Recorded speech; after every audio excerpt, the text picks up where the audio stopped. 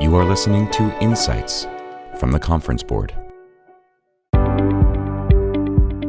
Hello and welcome to the latest episode of DEI-Logue, Conversations on Diversity, Equity and Inclusion, part of the Insights channel podcasts here at the Conference Board. This particular series features speakers from our recent Diversity, Equity and Inclusion Conference. And indeed, this is our first episode featuring a speaker that we're running after the event as opposed to before.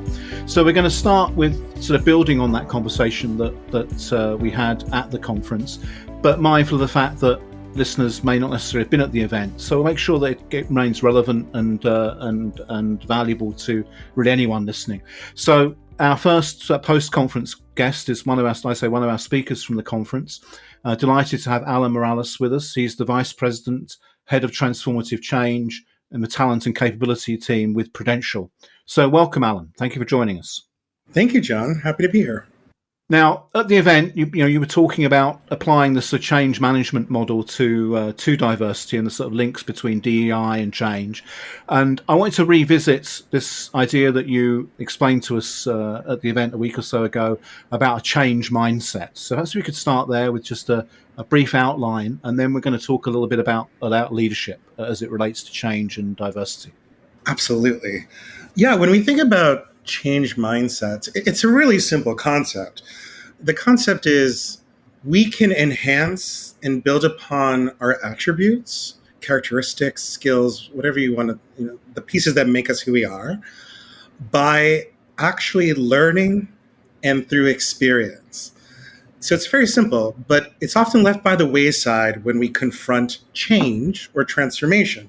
So it's a pretty common model to help the individual almost envision him or herself becoming that next version of themselves, whether that's, let's say, I'm taking on a new role, maybe there's new responsibilities, there's a new way of how I'm doing something, maybe it's a different process or technology, and it has some key components to make that come to life. The first that I had shared during the conference was the idea of calling the power of yet, which is, it's the simple use of that three-letter word yet is a signal that we use in how we talk to one another to indicate that there is a willingness and desire to grow through that experience. The second piece is around curiosity, how do we build that hunger for trying to understand something new? By asking the questions, by doing your research, by leaning into others who have walked down that path. And then the last piece is around reframing failure, which touches quite a bit on the idea around psychological safety, which is we need to rethink how we think about failure. Failure is not a loss. It's actually a gain. We learn from that. We learn from how we did it one way to do it a different and maybe better way. And that's how we actually improve and grow. And when it comes to the diversity, equity, and inclusion piece, a light bulb lit in my head when we were talking about this several months ago when you invited me to join you, that there's a lot of application to this, to the diversity space, because what we're doing is inherently enhancing who we are as individuals by broadening not just our perspective or view of different people around us, but actually adapting how we behave to drive more inclusive behavior. Okay, so I'm sure as people are listening at this, they're thinking, this sounds very familiar. It's not that far from the notion of a growth mindset, is it? No, it's not. And there was a question in the conference, which is a fair one. How does this relate to growth mindset? So the model is similar. How we interpret that, like that three pillars, power, yet, curiosity, reframing failure, is a Prudential view of how we apply that for us. But that major concept around learning and experience to grow through a change is the premise of both the growth and change mindset. Some would say that the growth mindset has a little bit of a lens of learning and development versus the change mindset is focused a little bit more on business transformation. So how are we doing this at scale? Right. And I know at the event you sort of illustrated this through a personal story And I think that the thing that came out of that most strongly was the role of empathy, which is what we wanted to talk about today, and empathy in leadership. Because you described the way in which I think, upon initial contact with this individual, you weren't really trying to put yourself in their shoes and understand them, and it's only through that process that you get to know someone and be able to work with them and really sort of drive change and grow. Is that a fair sort of summary of that story that you told, in a sense of the sort of core message? Yeah, you're absolutely right. Trying to be empathetic myself in that presentation, I made myself vulnerable by sharing a failure. Actually, when you hear the story, and for those of you who have access to the recording, I encourage you to take a look. I start with how I basically was biased with this individual who's now one of my closest friends because of the perceptions and how, the nurture piece around me societally, culturally, had kind of cultivated that view. But it taught me that, thinking back to this change mindset, there are ways for me as an individual, both personally and professionally, to open my eyes around what really is out there around me, to learn from that. And actually, it benefits me because I become a better person, a better leader, a better expert in the field. And for that, I think about the story a lot because it's very personal. And we all know that those personal type of examples really resonate with you and trigger that reminder that you can do this. And indeed, I think one of the things that came out of the event, and maybe you could share how this plays out when managing change. It is through those sharing, the telling and sharing of stories is one of the ways we build empathy. Absolutely. I think it's funny. I often come across leaders who are a little hesitant to do that because they don't think it's relevant. It's not that sometimes it's because they don't want to be vulnerable, which I understand that. But a lot of times they don't think it's applicable to the situation. And so a lot of, my role and the role I'm sure of many listeners here today is to help connect the dots. Why is it applicable to drive business outcomes? A good mentor of mine said this all the time. If you're not tying transformation and change to business outcomes, you're sunk in the water. And he was absolutely right. Because if I can't make those connections, then they're not going to see the relevance, and they're not going to invest the time. But if I say, if you don't start becoming vulnerable, you don't start understanding your people better, then you're actually not going to realize X million dollars of synergies. You're not going to realize this market share, whatever it is that your organization is going through. And once you put it in those terms, and we all know the statistics, right? More than 70% of transformations fail. Why? Because of the people side of change. So I often bring those pieces in to indicate, the role of the leader in doing that is so, so critical. Mm.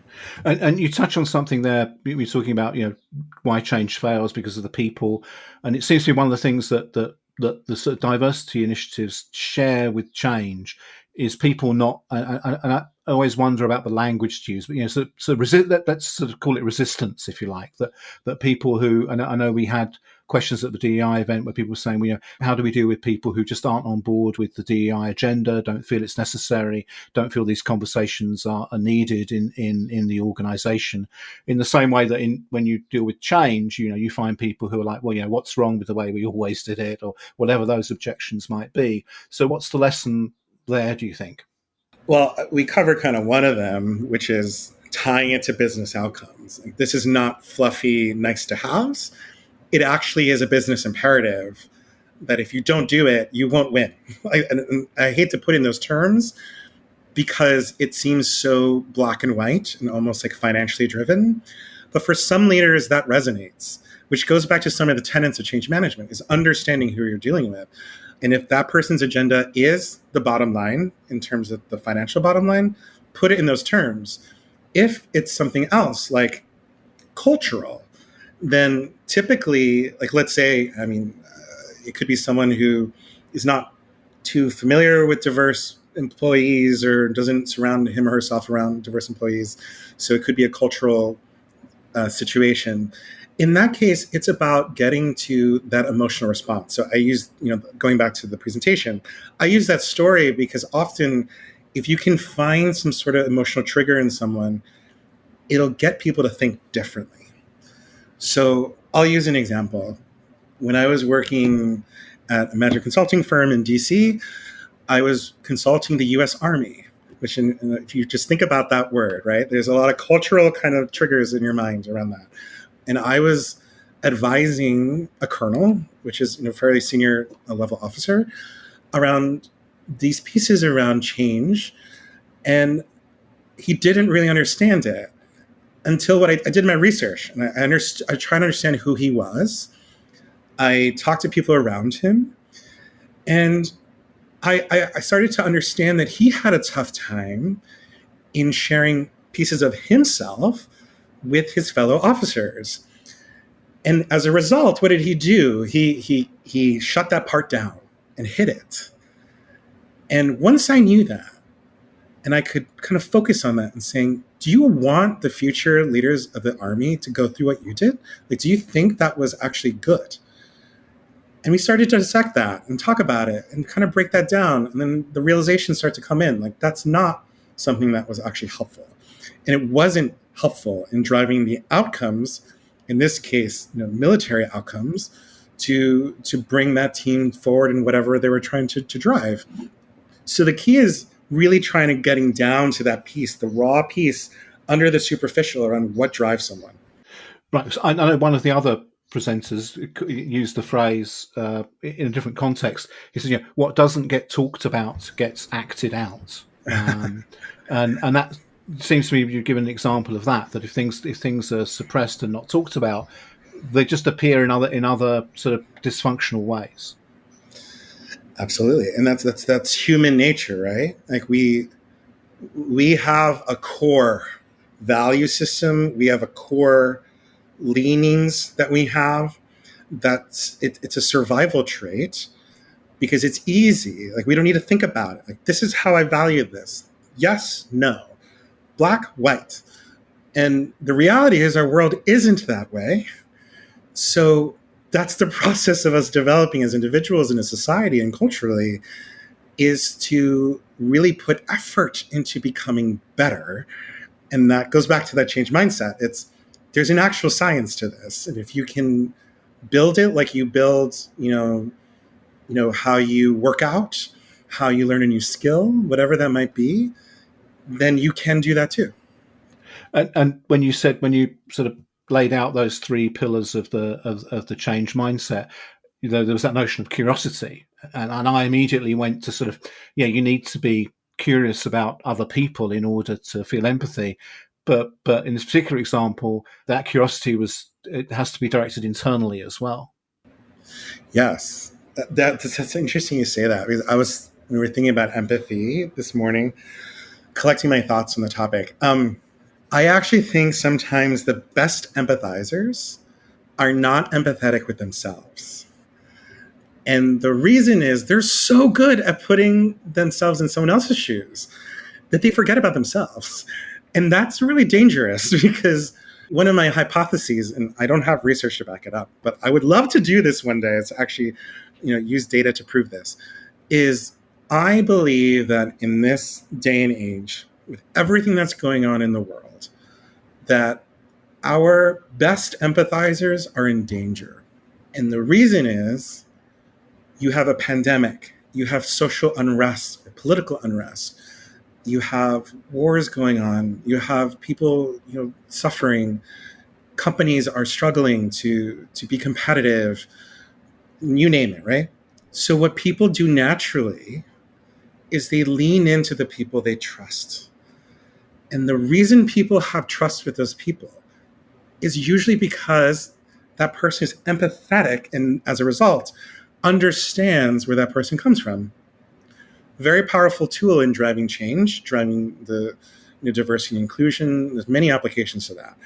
But there have been very few times in our history where such a systematic change in terms of disruption in the system has been so epidemic across our world, like not just the US, like our world, that these super empathizers, I like to call them, are being stressed because everyone who usually goes to them is not going to them more, or more people are subscribing to them and are trying to get their, almost like their fix. Like, I come to you with my view to help me with X. And that's great. But I always ask in our organization, particularly at Prudential, what are we doing for those people? Because they're human too. So if we're not caring for them, that system will break down. And we often think about like organizational network analysis and like influencers and mapping them, right? I tie those together and I say, forget influence for a second. Think of an empathy network map. Again, all hypothetical, like we haven't done the research or anything like that. But if you did, like that would be interesting, right? Like, I don't know if they would be matching one for one, but I think that like we would care for influencers, we should be thinking about empathizers. Yeah, and I think that's a particularly important message for the DEI community, because, certainly in my experience, this is a group of people who've come to this field because of their passion, their belief, their desire to make change, and there's a heavy emotional burden in this work. I think even more so than with sort of regular change management, which I think some people apply that fairly clinically. For others, they get more involved. Is that how you see it playing out as well in your experience? Yeah, I actually, I think that I really do worry about people in the fields. And in the presentation, I think I ended with that, think about yourself. And it's not selfish. It's just that if you can't take care of yourself, how are you going to take care of others? And in many cases, like that's what we're doing. We're caring for people to help them develop, be better versions of themselves, so that organizationally we can drive these outcomes. And ultimately, whether they stay with the organization for 5-10 years or leave the next day, like that stays with them. And I see like a societal impact around that. And like, that's why I do what I do and why I'm so passionate about it. But to your point, that is hard work.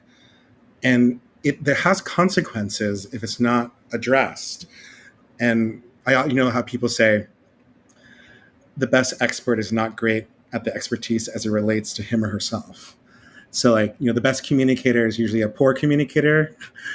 It's the same thing here. Like the best change manager or the best, chief inclusion officer, diversity officer, sometimes is the worst at that and thinking about it, him or herself, because they're so focused on the people around them.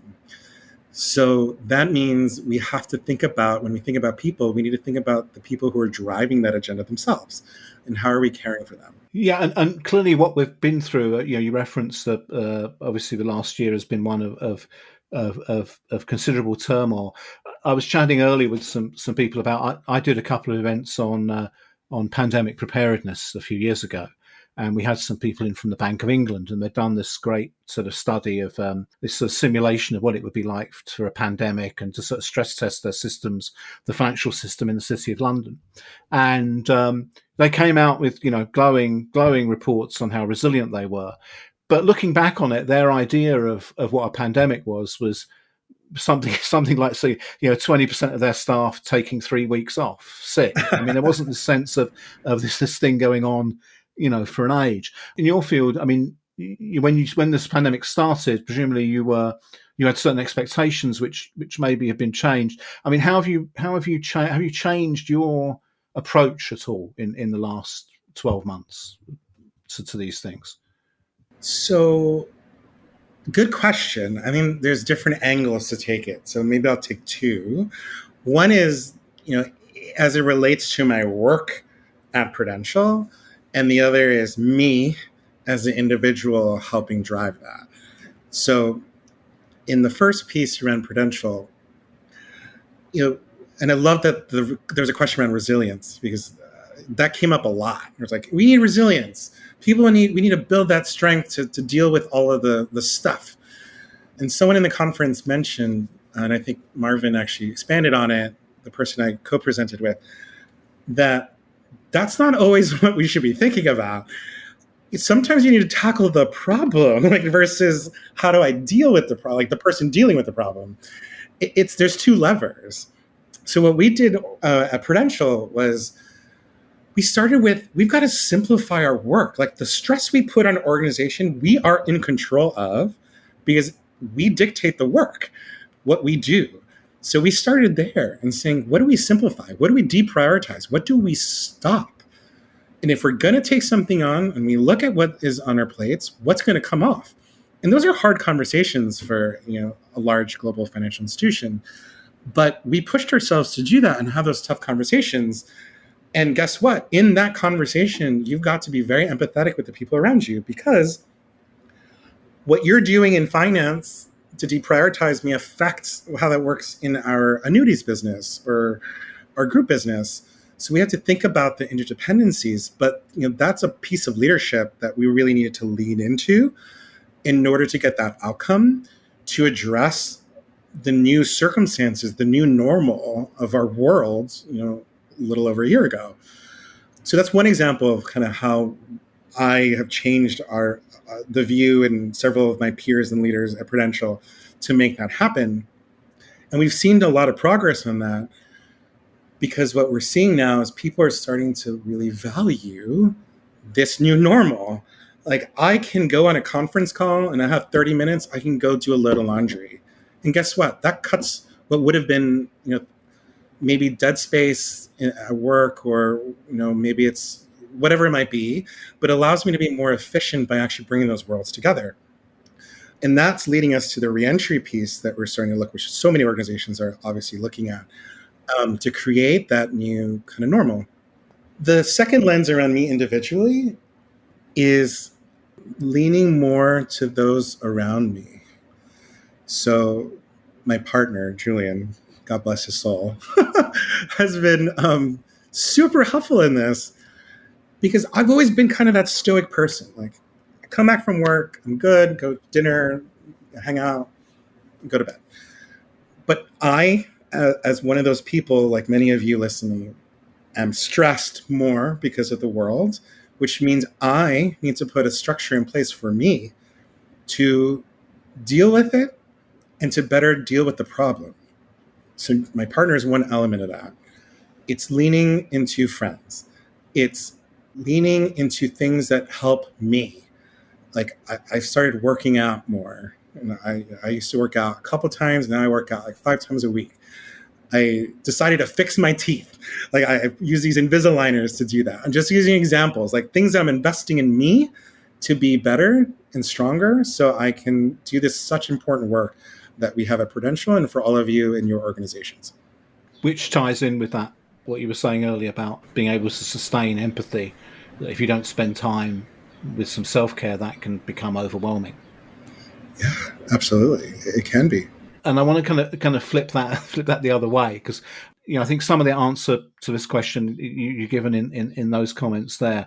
But I read something a while ago, and it was a study about how people lose empathy as they gain seniority in terms of leadership. That people who are, and I think this is a general thesis, was people who are near the bottom of an organization have to be much more responsive to everyone around them in order to get ahead. Whereas when you're a sort of a very senior leader, everyone around you is running around trying to make your life comfortable and try to read what you want to do.